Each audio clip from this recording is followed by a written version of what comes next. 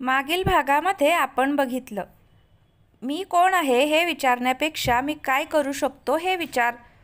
Trailer पाहिलास ना आत्ता? समोरचा माणूस धमकीवाजा म्हणाला. रुद्रांशनं विचारामध्ये पडत विचारलं, काय हवंय तुला? आता पुढे. अरे वा, लवकरच समजलं तुला तर. समजणारच म्हणा. द रुद्रांश मोहिते पाटील आहेस ना तू? समोरचा माणूस कुस्तीतपणे म्हणाला. मुद्द्याचं बोल, रुद्रांश कठोर आवाजात म्हणाला. हो हो, तुला माहीत आहे मला काय हवं ते, समोरचा माणूस म्हणाला. मला? रुद्रांशने आठवण्याचा प्रयत्न करत विचारलं. जास्त ताण देऊ नकोस डोक्याला. ती बॅग तुझ्याकडेच आहे ना? समोरचा माणूस म्हणाला. तसं रुद्रांशने विचारलं. कोणती बॅग? तुला काही कळत नाही असं दाखवू नकोस. तुला तुझ्यापेक्षा जास्त ओळखतो मी. 5 दिवस देतो. 6व्या दिवशी कॉल करेन तुला. ती बॅग जर मला भेटली नाही तर? समोरचा माणूस पुन्हा धमकी देत म्हणाला. तसं रुद्रांशने चिडून विचारलं. तर काय करशील? शेरवानीऐवजी सफेद कुर्ता घालावा लागेल तुला. समजतंय ना काय बोलतोय ते? समोरचा माणूस धूर्तपणे म्हणाला. रुद्रांशने घाबरून अंजूकडे बघितलं. ती टेन्शनमध्ये त्याच्याकडेच बघत होती. तो तिला बरं वाटावं म्हणून हसला. तशी तीही हसली. विचार कर. बाय, समोरचा माणूस म्हणाला. हॅलो. रुद्रांश काही बोलण्याच्या आतच समोरचा कॉल कट झाला. रुद्रांश मोबाईल खिशामध्ये टाकत सगळे उभे होते तिथे आला. काही बोलणारेस का आता रुद्र? हे दोघे सुद्धा काही सांगत नाहीयेत. पूर्वीने त्याच्याकडे बघत विचारलं. सगळेच जण खूप टेन्शनमध्ये होते. काही नाही, कुणीतरी मस्करी केली. चला आत जाऊ. रुद्रांश नॉर्मल होत म्हणाला. तो आत जाणार तेच दिनेशराव त्याचा हात पकडत म्हणाले. थांब, खरं खरं काय ते सांग. रुद्रांश उसासा सोडत म्हणाला. बाबा, मला कॉल आला होता. कोण होतं माहीत नाही. धमकी देत होता. का ते विचारू नका. मगाशी अंजूला एक तार लागली आणि मला भीती वाटली की ती लँडलाईनची असेल. थँक गॉड तसं काही नव्हतं. मी तिकडेच बरा होतो. तू सौरभ बनून जगला असतास तर हे टेन्शन तरी कमी झालं असतं. सौरभ टेन्शनमध्ये येत म्हणाला. रुद्रांश आता हलकंसं हसून म्हणाला. मी जरी सौरभ बनून जगत होतो तरी माझ्यावर टपून बसलेल्यांना 100% गॅरंटी होती की मी रुद्रांशच आहे. त्यासाठी त्यांनी किती कारस्थानं केली काय सांगू. पण तरी निदान तुला लपून काम करता येत होतं. सौरभ कमरेवर हात ठेवत म्हणाला. लपून? 24 तास पहारा देत होते ते माझ्यावर. विचार अंजूलाच. आणि लपून काम करण्यात खरंच मजा नव्हती. आता त्यांना रुद्रांश मोहिते बनून लोळवण्यात जी मजा येईल ती वेगळीच असेल. रुद्रांश दूरवर नजर लावत म्हणाला. त्याच्या आवाजालाही धार आली होती. एक झालं की एक संकट आहेच 5वीला पुजलेलं. कधी शांतपणे जगशील तू? अहिल्याबाई चिंतेनं म्हणाल्या. आई, माझं कामच आहे ते. संकटं आलीच नाही तर माझा IPS बनून काय उपयोग मग? रुद्रांश त्यांच्या खांद्यावर हात ठेवून धीर देत म्हणाला. पण तरी रे, तुझं लग्नाचं काय? या कामामध्ये हातचा मुहूर्त जायचा, त्या काळजीनं म्हणाल्या. रुद्रांशने अंजूकडे बघितलं. मला काही घाई नाहीये. तुम्ही म्हणाल तेव्हा लग्न करू आपण. अंजू त्याच्या नजरेतला प्रश्न वाचून हसत म्हणाली. तू एक आहेस. मुली लग्नासाठी मागे लागतात आणि तुझं काय चाललंय? पूर्वी तिच्याकडे बघत म्हणाली. बरं, आता कुणीच काहीच बोलू नका. सगळे किती मूडमध्ये होते. त्या वायरनं सगळा माहोल खराब केला यार. समीर कमरेवर हात ठेवत म्हणाला. हो ना, पण उरलेला वेळ तरी आपण चांगला घालवू शकतो ना. चला आज सगळेजण. बिचारी पिल्लू, तिला किती भूक लागली असेल. अंजू तानीला जवळ घेत म्हणाली. तुमचं बोलणं मला कळतच नाही आहे, कारण माझी टम्मी मला सारखं सांगते की भूक लागली आहे. माझ्याकडे कुणाचं लक्षच नाही. तुलाच माझी काळजी आहे फक्त, तानी अंजूला बिलगत म्हणाली. सगळेजण मोठ्यानं हसू लागले. चला आता आत, आधीच खूप वेळ गेला. शीलाबाई हसता हसता म्हणाल्या. सगळेजण मग आत गेले. हा तोच असेल का सर, गिरीशचा साथी? मुकेश नात जाता जाता हळूच रुद्रांशला विचारलं. मला तरी नाही वाटत तसं, रुद्रांश थांबून म्हणाला. मग तो म्हणाला होता ना जाताना की तुमच्यासमोर काहीतरी वाढून ठेवलंय वगैरे, मुकेश आठवण करून देत म्हणाला. तरी नाही वाटत मला, कारण जी बॅग माझ्याकडे आहे त्यातले पुरावे तरी तसं नाही सांगत. हा दुसराच कोणीतरी आहे. मला पुन्हा सगळे पुरावे चेक करावे लागणार असं दिसतंय, रुद्रांश स्वतःच्याच विचारात हरवत म्हणाला. उद्या तुमच्यासोबत गिरीशबद्दल पण न्यूज येईल. सगळ्यांना घरच्यांना आज त्याच्याबद्दल का सांगितलं नाहीत तुम्ही? मुकेशनं विचारलं. मला त्यांना आज तरी आनंदामध्ये बघायचं होतं. बाबा खूप चिडले असते आणि ताई तर. रुद्रांश बोलता बोलता थांबला. त्याला खरं तर तिचंच टेन्शन होतं फक्त, आणि समीरचंही. त्यांना उद्या कळणारच आहे तसंही. मुकेश मान हलवत म्हणाला. गिरीश जिवंत आहे हे तिला कळलं तर. आजचा दिवस अवघड असणार आहे तिच्यासाठी, पण होईल ठीक. मी समजावेन तिला. रुद्रांश शांतपणे म्हणाला. मुकेश काही बोलणार तितक्यात त्याची नजर समोर गेली. पूर्वी भरलेल्या डोळ्यांनीच यांच्याकडे बघत होती. मुकेशने विचारांमध्ये हरवलेल्या रुद्रांशला हलवलं तसं त्याचं पण लक्ष गेलं तिकडे. पूर्वी रडतच बाहेर पळाली. ताई. रुद्रांश तिच्या मागे जाणार तेच मुकेश म्हणाला. मी जातो, तुम्ही आत थांबा सगळ्यांसोबत. नाही, माझी गरज. रुद्रांश. मी पण त्याच दुःखातून तर गेलोय सर, म्हणून म्हणतो. मी समजावतो. मुकेश आश्वासकपणे म्हणाला. रुद्रांशने टेन्शनमध्ये येत बाहेर बघितलं आणि मग त्याच्या खांद्यावर हात ठेवत म्हणाला. ठीक आहे, माझी गरज भासली तर प्लीज मला लगेच फोन कर. हो. मुकेश डोळ्यांनीच धीर देत म्हणाला. तितक्यात अहिल्याबाईंनी आतून आवाज दिला. रुद्रांश मग आत गेला. मुकेश तसाच बाहेर पूर्वीकडे गेला. पूर्वी कुठे राहिली? अहिल्याबाईंनी रुद्रांशला त्याच्या मागे बघत विचारलं. फोनवर बोलतीये, येते म्हणाली. तो बसत म्हणाला. आणि मुकेश सर? राहुलनेही लगेच विचारलं. त्याला पण एक इम्पॉर्टंट कॉल आला, येईल तोही. रुद्रांश म्हणाला. अहिल्याबाईंनी हेतुपूर्वक शीलाबाईंकडे बघितलं. त्या मान हलवत गालामध्ये हसल्या. पूर्वी चेअरवर बसली होती. दोन्ही हातांमध्ये तोंड लपवून रडत होती ती. मुकेश हलक्या पावलांनीच तिथे येऊन तिच्या बाजूला चेअरवर बसला. तिला रडताना बघून वाईट वाटत होतं त्याला. तिला कसं थांबवावं ते त्याला कळेना. त्यानं तिला थोडा वेळ रडून दिलं. मध्येच ती डोळे पुसत म्हणाली. तू का लपवलंस माझ्यापासून हे? आणि तिनं त्याच्याकडे बघितलं. समोर मुकेशला बघून ती गडबडली. सॉरी, मला.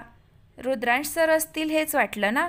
तेच येत होते, पण मीच नको बोललो. आणि तो खांदे उडवत म्हणाला आणि त्यानं खाली हातांकडे पाहिलं.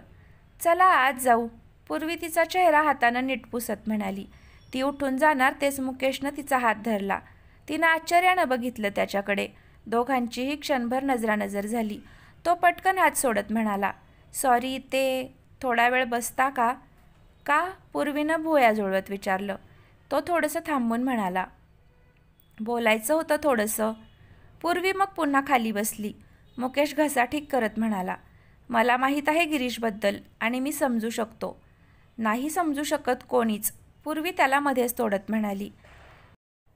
ती मग आलेला हुंदका गिळून घेत म्हणाली. खूप प्रेम होतं आमचं एकमेकांवर. त्याच्या घरच्यांच्या विरोधात जाऊन त्यानं माझ्यासोबत लग्न केलं होतं. खूप स्वप्न पाहिली होती पुढची, आमच्या सुखी संसाराची, पण सगळीच फोल ठरली. चांगला प्रोफेसरचा जॉब असताना मध्येच त्याच्या मनात काय आलं आणि त्यानं एकदा तरी माझा व तानीचा विचार करायला हवा होता. त्याच्या एका चुकीच्या निर्णयामुळं घर तुटलं आमचं. पूर्ण आयुष्य बदलून गेलं. माझी तानी. कंट्रोल करूनही बोलता बोलता पूर्वीला पुन्हा रडायला आलं. तुम्ही का रडत आहात त्या माणसासाठी ज्यांनी तुमचा विचारही केला नाही? मुकेशने थोडंसं उंचावलेल्या आवाजात विचारलं. पूर्वी डोळे पुसत म्हणाली. तुम्हाला नाही कळणार. मुकेश मान हलवून विषण्णतेने हसला. तुम्ही हसताय? पूर्वीने रडतच विचारलं. कपाळावर सूक्ष्म आठी पडली होती. तिला ते सहन झालं नाही. सॉरी, ते मी पण प्रेमविवाहच केला होता. मुकेश तिच्याकडे बघत म्हणाला. ती रडायची थांबली. तिनं नजरेनंच पुढे विचारलं. एका अनाथ मुलीला घर मिळेल, प्रेम मिळेल, तिची माझ्या आईला साथ मिळेल असं वाटलं होतं मला, पण त्याच मुलीनं कितीतरी लोकांची घरं उजाडण्याचा प्रयत्न केला. मुकेश दूरवर बघत म्हणाला. पूर्वीनं न समजून हळूच विचारलं. म्हणजे? मुंबईमध्ये बॉम्बिंग प्लॅन करण्यासाठी आली होती ती इथं. तो तिच्याकडे बघून थोडंसं गंभीर होत म्हणाला. काय? तिनं धक्का लागल्यासारखं विचारलं. मुकेश मान हलवून म्हणाला. म्हणूनच माझ्यासोबत प्रेमाचं नाटक करून माझ्यासोबत लग्न केलं होतं तिनं. तिनं काही करण्याआधीच मला तिच्या प्लॅनबद्दल समजलं. तिला पकडून नेणार तर तिने विष घेऊन जीव दिला. डिपार्टमेंटमध्ये माझ्या लॉयल्टीवर त्यामुळे खूप प्रश्न उभे केले गेले, पण मी स्वतःला निर्दोष साबित केलं. प्रमोशन ठप्प झालं. माझी नोकरीही जाता जाता राहिली. आय एम सॉरी, पूर्वी ओशाळून म्हणाली. तिलाही आता त्याच्यासाठी कणव वाटू लागली. तुम्ही का सॉरी बोलताय? तुम्हाला थोडीच माहीत होतं हे सगळं. मुकेश हलकंसं हसत म्हणाला. पूर्वी एक उसासा सोडत म्हणाली, किती भयंकर आहे ना हे सगळं. ती इथे लोकांना मारण्यासाठी आली होती. गिरीश तिकडच्या लोकांना मारण्याचा प्लॅन करत होता. लोकांचा जीव घेण्याचा विचारच कसा करू शकतात हे लोक. मुकेश मान हलवत म्हणाला, आपल्यासारखे नॉर्मल नसतात ते. अशा लोकांच्या मनावर देशप्रेमाच्या नावाखाली असे घातकी विचार अशा प्रकारे बिंबवले जातात की त्यांना जागेवर आणणं खूप अवघड होऊन बसतं. पूर्वी सहमती दाखवून म्हणाली, हो, मी पण गिरीशला खूप समजावण्याचा प्रयत्न केला होता. त्यानं ऐकलंच नाही. आमच्यामधलं प्रेमसुद्धा कमी पडलं त्याच्या ध्येयासमोर. तेव्हापासूनच प्रेमावरचा विश्वास उडाला माझा. तिच्या चेहऱ्यावर परत उदासीनता दाटून आली. तुमच्यासारखा मी पण असाच विचार करत होतो, पण रुद्रांश सरांना बघून आता पुन्हा विश्वास बसत आहे. मुकेश थोडंसं भारावल्यासारखा म्हणाला, माझा रुद्र आहेच तसा. मला पण खूप समजावण्याचा प्रयत्न केला त्यानं, पण कसं सांगू त्याला की धाडस नाही होणार पुन्हा प्रेमात पडण्याचं. ती खाली हातासोबत चाळे करत म्हणाली. आवाजही भरून आला होता. मुकेश थोडंसं तिच्याकडे वळून बघत म्हणाला, तुम्ही हसाल, पण माझंही तसंच होतं. आपण एकाच नावेत आहोत सध्या. आजच मला कुणीतरी समजावलं की आयुष्यात एकदा काही वाईट घडलं तर नेहमीच असं होईल असं नाही ना, आणि दुसरा चान्स घेतल्याशिवाय ते कसं कळणार. मला खरंच पटलं त्यांचं. जे आपल्यासोबत चुकीचं वागले त्यांच्यामुळे आपण स्वतःसोबत किती दिवस चुकीचं वागायचं. आणि आपल्या घरच्यांना पण आपल्याकडे बघून मनात कुठेतरी त्रास होत असेल, मग कुठेतरी थांबायला हवं ना हे. शेवटचा प्रश्न तर त्यानं तिच्या खाली झुकलेल्या नजरेकडे बघत विचारला होता. तिनं मानवर केली आणि दोघांचीही नजरानजर झाली. तो जणू तिलाच विचारत होता. क्षणभर हरवले ते त्या नजरेत. तिनं हलकंसं हसून पुढे बघितलं. चला, तुम्ही असल्या तरी मिशन सक्सेसफुल. मुकेश रिलॅक्स होत म्हणाला. म्हणजे हे मिशन होतं तर तुमच्यासाठी? तिनं त्याच्याकडे बघून थोडंसं पडलेल्या आवाजात विचारलं. त्याला तिच्या नजरेत थोडीशी नाराजी दिसली. का माहीत, पण त्याला ती पाहून बरं वाटलं. तो मग भानावर येत म्हणाला, नाही, मला यायचंच. मला जमेल की नाही. सरांनाच बोलवावं लागतंय की काय असं वाटलं होतं मला. पण मी त्याला गडबडलेलं बघून पूर्वी पुन्हा हसली आणि म्हणाली, थँक्स टू यू. तुमचं बोलणं पटलं मला.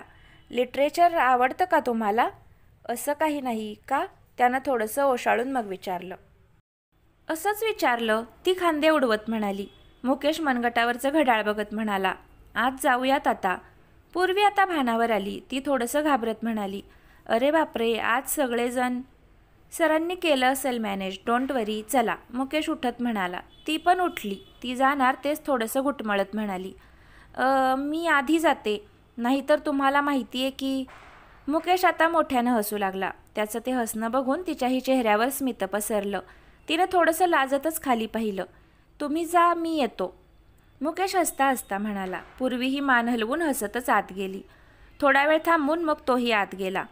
पूर्वीनं आत येऊन बघितलं तर सगळ्यांनी जेवण सुरू केलं होतं.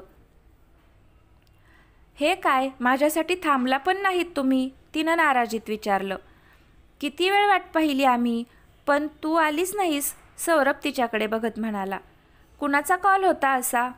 अहिल्याबाईंनी गालामध्ये हसू लपवत तिला विचारलं. कॉल? हा होता, कॉलेजमधल्या एका मैत्रिणीचा. ती नजर चोरत म्हणाली. कोणत्या? अहिल्याबाई. मोनाचा. आता काही विचारू नकोस आई, मला आधीच खूप भूक लागली आहे. पूर्वी कसं तरी हसत म्हणाली आणि पटकन एका चेअरवर बसली. तिनं रुद्रांशकडे बघितलं. त्याने नजरेनंच ठीक आहेस ना विचारलं. ती मानेनंच हो म्हणाली. तितक्यात मुकेशही आला. किती वेळ लावलास कॉलवर? बस पटकन. रुद्रांश मुकेशकडे बघत म्हणाला. नेमकी पूर्वी शेजारीच चेअर रिकामी होती. मुकेश मग तिथे बसला. तो वाढून घेणार तेच पूर्वीने त्याच्यासमोर प्लेट ठेवली आणि ती त्याला वाढू लागली. तो थोडासा चकित झाला ते बघून. थँक्यू. तो वाढून झाल्यावर हसून म्हणाला. वेलकम, ती स्मित करत म्हणाली. ती मग तिचं जेवण करू लागली. ते पाहून अहिल्याबाई व शीलाबाई एकमेकींकडे बघून हेतुपूर्वक हसल्या. सौरभ व रुद्रांश दोघांनीही खाता खाता ते नोटीस केलं. लग्नाची तारीख कधी धरायची मग? दिनेशरावांनी शीलाबाईंकडे बघत विचारलं. आत्ताच तर आलोय मी, लगेच का माझं लग्न लावताय? सौरभ दिनेशरावांना विचारत म्हणाला. सगळ्यांनी एकमेकांकडे बघितलं आणि मोठ्यानं हसू लागले. तुझं नाही रे गधड्या, रुद्रांश आणि अंजूच्या लग्नाबद्दल बोलतायत ते. अहिल्याबाई हसत म्हणाल्या. आई गधड्या, सौरभ तोंड फुगवत म्हणाला. अरे सॉरी माझ्या सोन्या, अहिल्याबाई त्याच्याकडे बघत प्रेमानं म्हणाल्या. सगळेजण खाली मान घालून हसू लागले. हसू नका रे, काश मुझे भी कोई हसीना मिल जाती और हम दोनों भाई एक साथ घोडी चढ पाते. सौरभ रुद्रांच्या गळ्यात हात टाकत म्हणाला. भेटेल रे, मला फुल गॅरंटी आहे की माझं लग्न होईपर्यंत तू मिंगल झालेला असशील, त्याशिवाय तुला दम निघणार नाही, रुद्रांश हसत म्हणाला. सगळेजण पुन्हा मोठ्यानं हसू लागले. सौरभने बारीक चेहरा करून सगळ्यांवर नजर टाकली आणि मग तोही हसू लागला. तुम्ही म्हणाला नाहीत, अहिल्याबाई शीलाबाईंना म्हणाल्या. त्या हसून म्हणाल्या, मी काय बोलणार, माझी लेक तर आत्ताच तुमची झाली आहे, तुम्ही म्हणाल तेव्हा उरकून टाकू. अंजूने लाजत रुद्रांशकडे पाहिलं. तो पण तिच्याकडे बघतच जेवत होता. मी काय म्हणते, आपण एंगेजमेंट याच महिन्यात उरकून टाकू आणि मग लग्नाचा मुहूर्त पण जवळचाच बघू, काय म्हणता. अहिल्याबाई दिनेशरावांकडे बघत म्हणाल्या. मला काही हरकत नाही, ब्राह्मण बोलवून ठरवून टाकूयात, तेही लगेच म्हणाले. रुद्रांश व अंजूनं खुश होऊन एकमेकांकडे बघितलं. दोघांचेही चेहरे उजळले होते. हो, पण सगळ्यात महत्त्वाचं काम तुम्हाला करायचंय रुद्रांश आणि सौरभ, दिनेशराव त्यांच्याकडे बघत म्हणाले. त्यांनी प्रश्नार्थक नजरेनं बघितलं तसे ते म्हणाले. उद्या सत्कार समारंभानंतर पहिल्यांदा तुम्हाला गावी गेलं पाहिजे. जर आईला न्यूजमधून कळलं तर माझी आरतीच करेन घरी गेल्यावर. तुम्हाला शब्दांना बोलणार नाहीत, जे काही बोलायचे ते मलाच बोलणार, त्या लिहून देते मी, अहिल्याबाई दिनेशरावांकडे बघून ठासून म्हणाल्या. हे मात्र बरोबर म्हणालीस तू आई, आजी कशी बोलेल, हिनेच सांगितलं असेल ना तुला की मला सांगू नकोस म्हणून. मला वाटते की हिला आधीच माहिती असणार सगळं, पण न सांगून मला त्रास कसा देता येईल हेच पाहिलं असणार तिनं. शेवटी मी सासू आहे ना तिची. हो ना आई, पूर्वी आजीची ॲक्टिंग करून हसत म्हणाली. हेच, अगदी हेच बोलतील त्या, अहिल्याबाई हात वर करत म्हणाल्या. सगळेजण हसू लागले. ॲक्टिंग छान जमते तुम्हाला. मुकेश फक्त तिलाच आवाज जाईल असं म्हणाला. हो मग, माझी आजी आहे ना, लहानपणापासून पाहिलं आहे तिला, तीही त्यालाच आवाज जाईल असं म्हणाली. दोघेही हसले. दिनेशरावांच्या नजरेतून ते सुटलं नाही. काहींचं बोलण्याकडे लक्ष नव्हतं. ईशा समीरकडे बघत होती सारखी, पण तो तर मोबाईलमध्ये बघून हसत होता. गर्लफ्रेंडसोबत बोलत तर नसेल ना हा, असं वाटतं त्यांचं ब्रेकअप होऊन जावं, पण नको, बिचाऱ्याचं प्रेम आहे तिच्यावर. माझ्या प्रेमासाठी मी त्याचं प्रेम त्याच्यापासून दूर करण्याचा विचार कसा करू शकते. So sorry God. ईशानं मनातच वर बघून विचार केला. तिनं मधूकडे पाहिलं, पण मधू मॅडम तर प्रवीणसोबत बोलण्यामध्ये व्यस्त होती. तिनं मग पियाकडे बघितलं तर ती पण गालामध्ये हसत मोबाईलमध्ये काहीतरी करत होती. नक्कीच देवसोबत बोलत असेल. सगळे मिंगल झाले, मीच एकटी पडली आहे. ईशानं उदास होत विचार केला. ती मग मानेला झटका देत तिचं जेवण करू लागली. इकडे सौरभची नजर पण पियाकडे होती. नक्कीच बॉयफ्रेंडला मेसेज करत असणार. देवा, तुला जर खरंच माझं भलं व्हावं असं वाटत असेल तर हिचं ब्रेकअप होऊ देत प्लीज. मी प्रॉमिस करतो की मी माझ्या आयुष्यातली ही शेवटची मुलगी असेन. शेवटच्या श्वासापर्यंत मी हिचाच बनून राहीन. प्लीज माझे 2 हात 4 करण्यात मदत कर. हवं तर मी जोडीनं तुझ्या पाया पडायला येईन आणि मग तसाच मनालीला जाईन. Wow, how romantic it will be. Saurabh मनातच विचार करून स्वतःशीच लाजला. रुद्रांशच्या तीक्ष्ण नजरेतून ते सुटलं नाही. त्यानं सौरभला धक्का देऊन नजरेनंच काय विचारलं. तो मान हलवत काही नाही म्हणाला. आज माझ्या तानीचा आवाज काय येत नाहीये, पूर्वीने समोर बघत विचारलं. ती झोपली केव्हाच, अंजू हसत म्हणाली. तानी तिच्या कुशीतच झोपलेली होती. मुकेश हसत म्हणाला. आज तिनं डान्सच इतका केलाय, अजून काय होणार मग. तर फ्रेंड्स, आजचा भाग कसा वाटला नक्की कमेंट करून सांगा. आवडला तर लाईक करा आणि पुढचे भाग पाहण्यासाठी चॅनलला आत्ताच सबस्क्राईब नक्की करा. धन्यवाद.